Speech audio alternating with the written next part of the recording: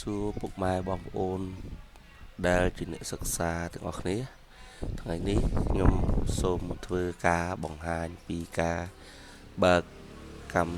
វិធី Microsoft Excel ដើម្បីយកមកធ្វើការងាររបស់យើងឲ្យបានត្រឹមត្រូវហើយជាពិសេសងាយស្រួលហើយនឹងលឿនឆាប់រហ័សអញ្ចឹងមករបៀបទី1គឺខ្ញុំសូមចូលមកកាន់ start ហើយរបៀបទី1នេះវាងាយស្រួលត្រង់ថាប្រសិនបើអត់មានកម្មវិធី Excel នៅលើអេក្រង់កុំព្យូទ័រយើងនេះទេនៅលើ desktop យើងនេះទេយើងត្រូវចូលទៅកម្មវិធី start នេះកន្លែង start នេះមានរូបដូចសញ្ញា Windows នេះយើងចូលមកកាន់ start ហ្នឹងមកចុចលើពាក្យថា start ហ្នឹងកន្លែងនេះចុចមកហើយយើងនឹងនៅលើក្នុងករណីដែលយើងធ្លាប់ប្រើកម្មវិធី Microsoft Excel ដូច្នេះ Microsoft Excel វានឹង store នៅកន្លែង Office នៅកន្លែងនេះនៅកន្លែងចុះតែបើសិនជាវាអត់មាននៅកន្លែងនេះទេបងប្អូនគ្រាន់តែscroll ចុះក្រោមឡើងអូសមកនេះនោះយើងនឹងឃើញពាក្យថា Excel អញ្ចឹងនេះជាកម្មវិធី Microsoft Excel ហើយបងប្អូនអាចคลิกលើ Excel ហ្នឹងទៅពាក្យហ្នឹងទៅคลิกលើដូចខ្ញុំคลิกអញ្ចឹងคลิกមកនោះកម្មវិធីនឹងបង្ហាញផ្ទាំងមួយនេះបង្ហាញផ្ទាំងនេះជាផ្ទាំងរបស់កម្មវិធី Excel ហើយក្នុងខាងលើនេះយើងមាន blank នេះនៅក្នុង home នេះវាមាន blank workbook ហើយនឹងខាងនេះគឺជា template សម្រាប់ឲ្យយើងជ្រើសរើសទៅតាមតម្រូវការដែលយើងចង់ប្រើមានរូបមន្តមានអីចឹងមកមាន form ចឹងមកហើយនៅលើ new យើងមានពាក្យ blank workbook ដូចគ្នាប៉ុន្តែនៅខាងក្រោមមាន template សម្រាប់ឲ្យយើងជ្រើសរើសនេះមានយើងជ្រើសរើសទៅតាមអ្វីដែលមានស្រាប់នៅក្នុងកម្មវិធី Excel មានច្រើនបងប្អូនអាចជ្រើសរើសបានច្រើនទៀតនេះមានលក្ខណៈ business អីបងប្អូនអាចជ្រើសរើសបានទៀតហើយនៅក្នុង open នេះគឺយើងអាចបើកកម្មវិធីដែលយើងធ្លាប់បានធ្វើរួចហើយយកមកប្រើបាននេះដូចជាកម្មវិធីមួយចំនួននៅក្នុង workbook នេះគឺបាន store នៅក្នុងdocument ឬក៏ store នៅក្នុង drive D ឬក៏ drive C តាមដែលយើងបាន store នៅក្នុងបងប្អូនអាចបើកយកចេញពី browse នឹងយកមកប្រើក៏បានដែរនេះនៅក្នុងនេះមានអញ្ចឹងទៅតែខ្ញុំបាទអត់បានបើកតាមវិធីនេះទេឥឡូវខ្ញុំចូលមក home វិញនេះអញ្ចឹងបងប្អូនអាចបើកនៅក្នុង home នេះក៏បានដែរយក blank workbook មក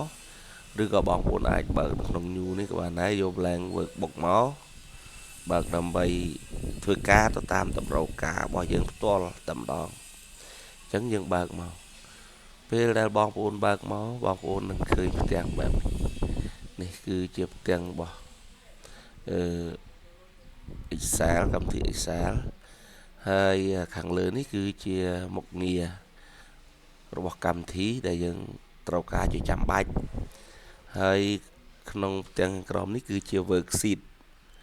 នេះមួយនេះគេហៅថា worksheet នេះ sheet 1ហើយក្នុង sheet 1នេះបើបងប្អូនធ្វើ sheet 1ហើយបងប្អូនអាចចូលទៅ sheet 2បន្តទៀតដោយគ្រាន់តែចុចសញ្ញាបូកនេះមក sheet 1 sheet 2Excel វាខុសពី Word បន្តិចខុសត្រង់ថា Word យើងបដូរទៅពណ៌គឺអត់បានចែក sheet ដូចនេះទេតែ Excel យើងក្នុងនេះយើងអាចមានច្រើនទំព័រដូចគ្នាប៉ុន្តែគ្រាន់តែថា វាងាយស្រួលឲ្យយើងតម្រូវការងារយើងត្រង់ថាយើងចង់ធ្វើម៉ាស៊ីននេះម៉ាត់ពណ៌ម៉ាស៊ីនម៉ាត់ពណ៌ក៏បានដែរ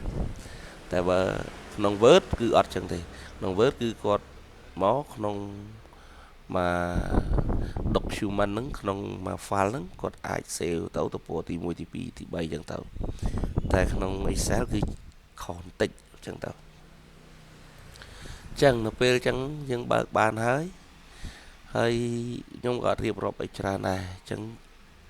ខ្ញុំសូមបង្ហាញពីការបិទទៅវិញចង់បិទទៅវិញបងប្អូនគ្រាន់តែចុចពាក្យថា file រួចហើយយកពាក្យថា close រួចហើយកម្មវិធីនឹងសួរយើងថាយើងចង់ save ឬក៏អត់ save មាន3ដែលយើងត្រូវជ្រើសរើសនឹងមាន3មាន save ឬក៏ don't save ឬក៏ cancel នេះកម្មវិធីនឹងសួរយើងថាតើយើងចង់ save អត់ឯកសារ workbook នេះbook 1នេះចំណែកខ្ញុំអត់បាន save ទេខ្ញុំយកពាក្យថា don't save បើយើងចង់ save យើងយកពាក្យ save ហ្នឹងទៅចឹងខ្ញុំយក don't save ដើម្បីទៅមុខទៀតពេលបិទផ្ទាំងនេះហើយខ្ញុំខ្វែងកម្មវិធីនឹងចោលមកឡូវរបៀបទី1បានបញ្ចប់របៀបទី2គឺបងប្អូនអាចចូលមកក្នុងនេះកន្លែងរូប search បងប្អូនចូលមកកន្លែងរូប search ទាំង search នេះបងប្អូនคลิกលើកន្លែងហ្នឹងទៅហើយបងប្អូននេះរូប search នេះបងប្អូនคลิกលើកន្លែងហ្នឹងហើយបងប្អូនបញ្ចូលពាក្យថា search បញ្ចូលពាក្យថា Excel បងប្អូនវាយថា X ចឹងមកនោះ Excel នឹង load នៅ app Excel app Excel នឹង load មកកន្លែងនេះបងប្អូនជ្រើសរើសយកមួយណាក៏បានចុច click លើកម្មវិធីហ្នឹងទៅនោះវានឹង load ចូលមកដូចមុនចឹងយើងអាចបើកកម្មវិធីនឹងបានហើយចុច new blank book workbook ទៅបងប្អូនអាចបើកបាននេះគឺជាកម្មវិធីគឺជាវិធីបើកទី2ចំណែកឯវិធីបើកទី3គឺបងប្អូនអាចคลิกមកស្ដាប់នៅលើនេះទាំងណាកន្លែងណាក៏បានដែរនៅលើ desktop យើងคลิกមកคลิกហើយបងប្អូនជ្រើសរើសយកពាក្យថា new នោះនឹងមានផ្ទាំងមួយទៀតដែលបង្ហាញផ្ទាំងមួយទៀតនឹងបង្ហាញឲ្យយើងឃើញនេះមានទេអញ្ចឹងបងប្អូនអាចជ្រើសរើសយកពាក្យ Microsoft Excel workbook worksheet នេះទៅបងប្អូនជ្រើសទៅនោះកម្មវិធីនឹងឲ្យយើងបង្ហាញយើងនៅលើអេក្រង់របស់យើងនេះជា file Excel មួយនៅលើអេក្រង់ហើយនេះកន្លែង name ឈ្មោះរបស់ឯកសាររបស់យើងនោះ select ជាប់អញ្ចឹងកន្លែងនេះយើងអាចមាន2ជម្រើសបើសិនជាយើងសរសេរឈ្មោះឯកសារយើងតែម្ដងក៏បានឬក៏បងប្អូនមិនបាច់សរសេរឈ្មោះជាឯកសារក៏បានដែរយកឯកសារនឹងចាស់ហ្នឹងទៅវានឹង save ឲ្យយើងបានដូចគ្នាទេតែខ្ញុំអត់ទេខ្ញុំ save ដាក់ឈ្មោះរបស់ខ្ញុំមកឈ្មោះខ្ញុំសុភាអញ្ចឹងទៅអញ្ចឹងពេលបានហើយខ្ញុំចុចកន្លែងណាមួយទៅដើម្បីចាញ់ហើយបន្តមកទៀតយើងនឹងបាន file Excel មួយនៅលើ desktop របស់យើងនេះ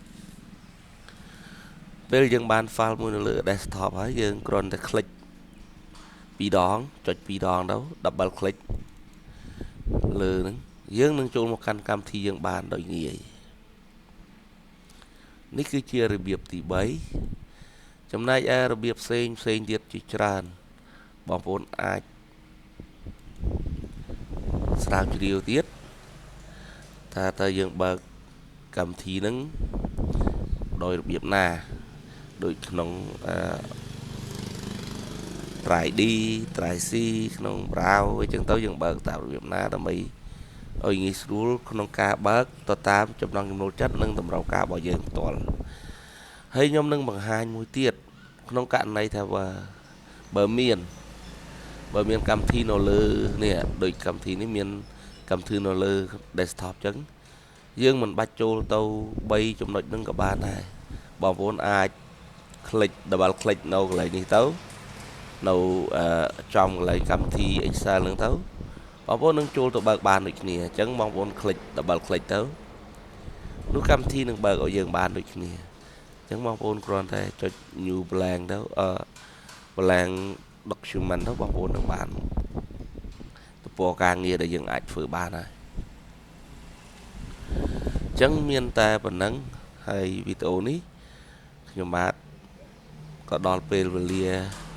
សូមបញ្ចប់ហើយសូមថ្លែងអំណរគុណអរគុណហើយសូមសង្ឃឹមញញឹមទុកជាមុនថាបងប្អូននឹងជួយ Subscribe ហើយនឹងចុចរូបកណ្ដឹងដើម្បីទទួលបានវីដេអូថ្មីៗទៀតពីខ្ញុំបាទសុភា